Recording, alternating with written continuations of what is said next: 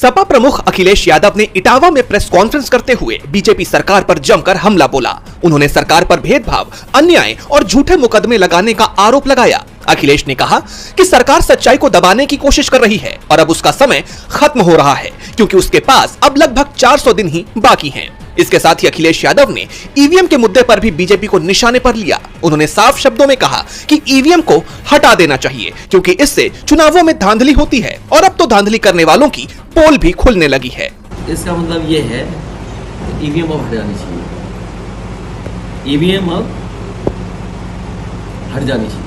दुनिया के जो देश बात पूरी नहीं करने दे रहे हैं। अगर बीजेपी वाले ये कह रहे हैं कि हैक करते थे, तब किस मुंह जाएंगे ईवीएम से वोट पड़वाने? ये जो वोट चोरी, वोट डकैती, चुनाव में जो धांधली करते थे, तो पोल खुलने लगी उनकी ना।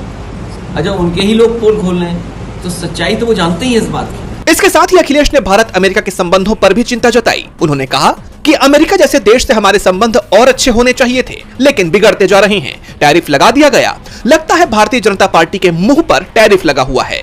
अखिलेश के इन बयानों से बीजेपी सरकार की टेंशन बढ़ गई है। अखिलेश के बीजेपी सरकार पर लगातार हमलों को कहीं न कहीं पंचायत चुनाव से जोड़कर भी देखा जा रहा है। राजनीतिक जानकार इसे 2027 के यूपी विधानसभा चुनाव से पहले का सेमीफाइनल मान रहे हैं। अब अखिलेश के इन हमलों का बीजेपी की तरफ से कोई जवाब आता है या नहीं, ये देखना होगा।